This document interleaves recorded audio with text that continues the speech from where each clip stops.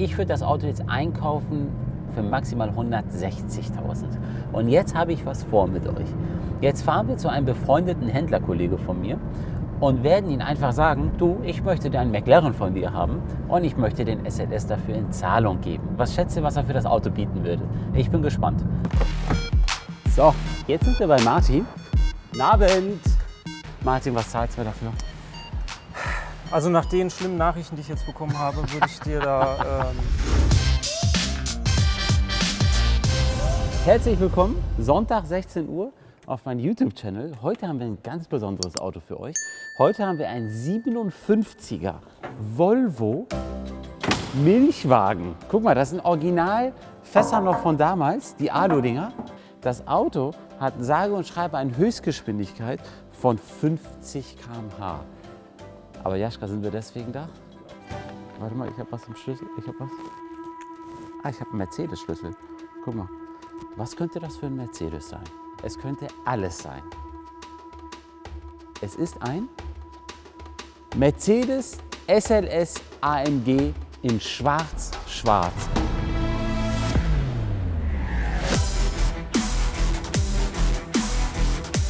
Das ist der Mercedes SLS AMG. Das Auto hat 571 PS, Höchstgeschwindigkeit ist sage und schreibe 317 km/h. Das Auto fährt von 0 auf 100 in 3,8 Sekunden. Das ist Wahnsinn. Das Auto ist inzwischen circa 10 Jahre alt. Listenpreis ca. 190.000 € und soll jetzt mit 35.000 Kilometern immer noch 185.000 € kosten. Die Kernfrage dieser Sendung: Ist der SLS ein Invest, ja oder nein? Zack! Der erste Flügeltürer nach den legendären Flügeltürer, der von 1954 bis 1957 produziert wurde. Jetzt kommt ihr bestimmt wieder und sagt, nee, aber wieso, es gab doch auch den SLR. Nein, der SLR zählt nicht als Flügeltürer von Mercedes, weil das eine Zusammenarbeit war mit McLaren. Das ist ein waschechter Mercedes mit Flügeltüren. Das ist auch das erste Auto, was AMG eigenständig produziert hat, okay? Eigenständig entwickelt hat. Und mit 571 PS, guckt euch mal diese lange Motorhaube an. Das ist Wahnsinn, wie lang diese Motorhaube ist. Diese Flügeltüren haben auch eine spezielle Funktion. Das heißt, wenn sich das Auto überschlägt, wenn du damit auf dem Kopf liegst, ist hier eine Funktion drin, wo sich die Türen raussprengen. Die Türen springen raus, damit der Fahrer noch mal gerettet werden kann. Aber schreibt ihr mir mal, Flügeltürer, ja oder nein? Wie findet ihr das Auto? Das Auto wurde 2009 vorgestellt auf der IAA.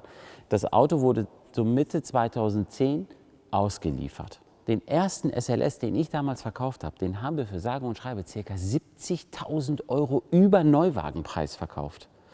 Dann kam zweite Charge und dann hat auf einmal USA gesagt, nix da, ihr kriegt keine Zulassung in den USA. Und die 1000 Autos, die für die USA produziert hatten, waren auf einmal im Werk und dann haben sie gesagt, wohin damit?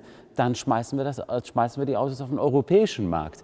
Und zack, sind die Preise so runtergefallen und kein Mensch wollte mehr den SLS haben. Das war Wahnsinn.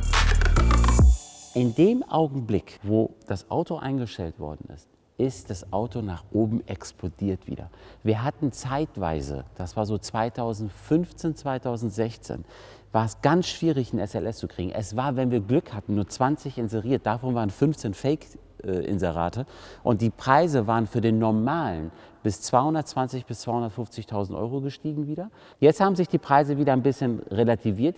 Und jetzt mache ich erstmal die Motorhaube auf.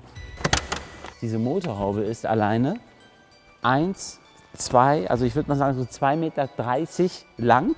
Und jetzt komm her, ein waschechter AMG 6,2 Liter. Auch wenn AMG immer als 6,3 Liter das Ganze vorgibt, das ist halt 6,2 und ein paar zerquetschte, deswegen haben sie es aufgerundet auf 6,3. Aber Es ist ein 6,2 Liter und noch ein waschechter Saugermotor. Soweit es geht in die Mitte gezogen. Und hier haben wir eine Plakette. Dieser Motor wurde per Handarbeit zusammengesetzt. Und jeder Ingenieur hat seine Plakette, was er selber handsigniert hat. Was ihr hier seht, hier, so viel, ist nur Lüftung. Es ist nur Lüftung, um die Thermik hier zu halten. Dieses Auto hat noch was ganz Spezielles. Der hat sogar eine Carbon-Abdeckung in der Motorhaube. Das ist alles Carbon, was ihr hier seht.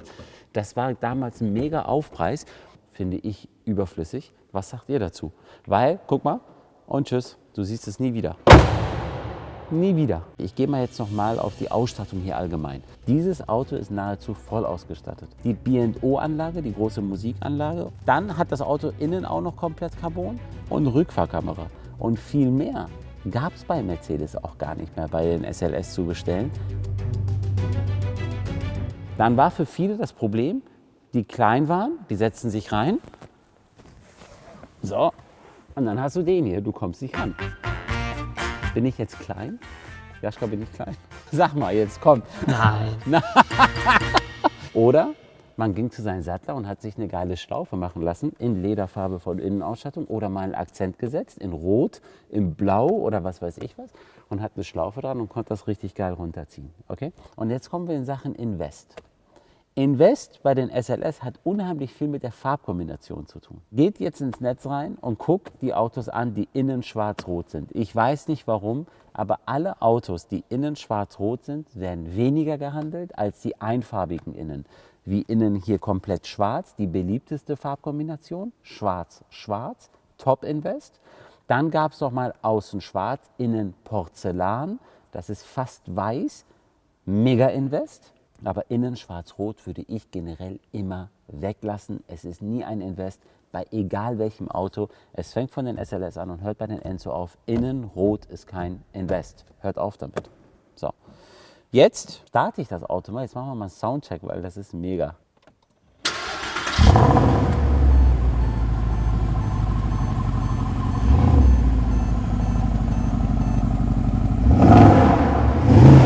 Ist das nicht geil?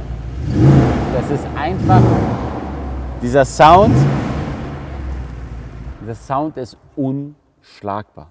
Aber jetzt fahren wir erstmal 571 PS, ein echter Sauger noch, ein 6,2 Liter Sauger und jetzt hör dir das mal an, alter Schwede. Der knallt auch hinten raus, das ist unglaublich. Wir fahren hier ein Original 6,2 Liter Sauger. Das ist doch ein AMG-Motor.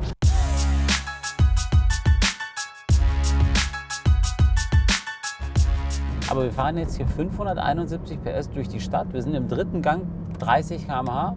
Also ist relativ easy. Entspannt, oder? Ja. Hier Carbon, deine Mittelkonsole in dem Sinne, ein Muss. Weil wenn ihr das nicht als Carbon habt, wirkt das enorm billig.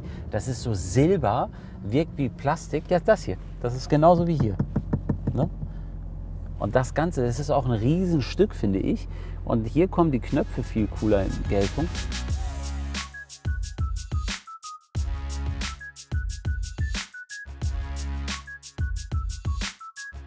Das, was ich sehr enttäuschend finde, ist leider die Infotainment-Anlage. Guckt euch das mal an, das war auch 2010 nicht mehr zeitgemäß. Und dann haben wir hier unser Radio, dann haben wir Disc, also wir haben hier noch tatsächlich einen CD-Wechsler, einen 6er CD-Wechsler drin. Dann unser Navi, guckt euch das mal bitte an. Das war damals schon nicht mehr zeitgerecht. Das war genau das Gleiche, war damals in der A-Klasse.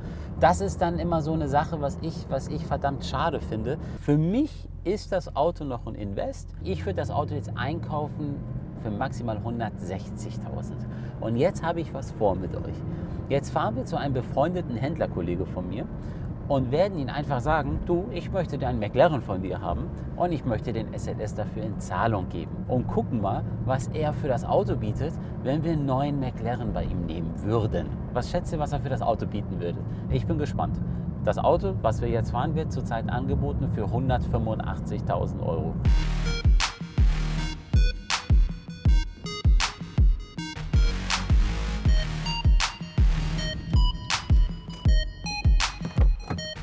So, jetzt sind wir bei Martin Martin weiß von nichts, ich habe einen Ton dabei. Und jetzt wollen wir das Auto in Zahlung geben. Ich habe mir vorher ein Auto angeschaut. Und zwar ein McLaren GT Neuwagen für 230.000 Euro. Top, dass wir das Auto in Zahlung geben wollen. Kommt mit. Guten Abend. Alles gut? Danke, bei dir? Muss. Martin, ich habe hier was Tolles für dich. Und zwar ein Ton. So Martin, ich habe mir im Netz den McLaren GT mir angeschaut. Das ist neu, ne? Das ist ein Neuwagen, ja. Genau. Ganz genau. 230 kostet der, oder? 230.000 Euro brutto, ganz genau. 230.000 Euro. Das Auto nehmen wir mal jetzt, ja? Ich will dir was in Zahlung geben. Gerne. Komm mit. Und ich habe für dich da einen Mercedes SLS 2012er Baujahr. Ja, Okay. Das Auto hat jetzt 35.000 Kilometer. Coupé, Flügeltürer, schwarz-schwarz, Vollcarbonpaket innen, B&O-Anlage, Rückfahrkamera. Bis auf Keramikbremsen hat das Auto alles. Hat er sogar Carbon-Motorraumabdeckung. das ist natürlich sehr schön. Kann man nicht anders sagen. Definitiv. Den will ich dir in Zahlung geben. Ja, kein Problem. Machen wir. Du kennst das Auto, oder? Ich kenne das Auto, ja. Was machen wir jetzt? Komm. Ja, gibst du mir ab und nimmst dann halt den GT. Das ist ja eine ganz einfache Rechnung, ne? Ja gut, erzähl mal, wie viel würdest du raufzahlen? Wie viel Hand ist der Wagen? Zweiter. Deutsche Auslieferung? Nein. Ah, gucken Sie mal.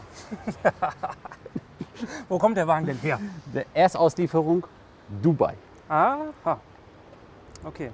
Also muss ich eine große Aufbereitung wegen Sand überall einrechnen, ja? Eine ganz große. Eine ganz große. Ja. Das, hab ich sagen, mir das schon gedacht. muss man immer ganz ehrlich sagen, Autos, die aus Dubai kommen, Sand ist miserabel. Wenn ihr ein Dubai-Auto kauft, prüft unbedingt die Heizungsanlage, Klimaanlage, weil Sand geht hier überall rein und die gehen in die Lüftungsdüsen rein. Und bei Ferrari, speziell bei Ferrari, hast du das Problem, dass sich da so viel Sand einsetzt, dass er von kalt auf warm nicht mehr umstellen kann, weil das voll mit Sand ist oder andersrum. Deswegen, die meisten Ferraris, die aus Dubai kommen, im unteren Preissegment, da geht die Klimaanlage nicht, der haut nur heiße Luft rein, weil durch Sand ist die Funktion kaputt gegangen, die Umstellung. Vielen Dank für diese Schlecht für Aufklärung. unsere Verhandlung. Ich habe es Martin erzählt, ihr wisst jetzt auch Bescheid. Martin, was zahlst du dafür? Also nach den schlimmen Nachrichten, die ich jetzt bekommen habe, würde ich dir da 145 geben. Aber genau das wollten wir wissen. Wir wollten eine Einschätzung haben von einem Profi, der nichts anderes macht jeden Tag, als Autos zu verkaufen, Autos in Zahlung zu geben. 145. Ihr hattet ja die Gelegenheit, in den Kommentaren reinzuschreiben, was bietet mir Martin. Jetzt bin ich mal gespannt, wer richtig lag. 145. Genau, das ist so mein erstes Wort und mein letztes Wort. Vielen Dank, Martin. Danke, dass du gerne. mitgemacht hast. Ich komme nie wieder zu dir. Nein, Spaß. Endlich. Spaß. 145. Wenn Martin mir 145.000 Euro für das Auto anbietet, dann sehe ich das Auto im VK bei ca. 160, 165. Der SLS ist nach wie vor, wenn du siehst, dass er 2012 einen Neupreis hatte von ca. 190.000 Euro und trotz Dubai-Import und so weiter, das Auto für 165 einen reellen Marktchance hat, ist das Auto wertstabil und immer eine Investition wert. Ich glaube, wenn das Auto eine deutsche Auslieferung wäre, da hätte mir Martin locker 10.000 Euro mehr geboten. Ich hoffe, die Sendung hat euch gefallen. Falls es euch gefallen hat, abonniert meinen Kanal, gebt mir ein Like und stellt mir die Fragen. Ich finde es mega cool. Was würdet ihr machen? Dubai-Import, ja oder nein? Und die zweite Frage, ist der SLS jetzt schon legendär, ja oder nein? Ciao.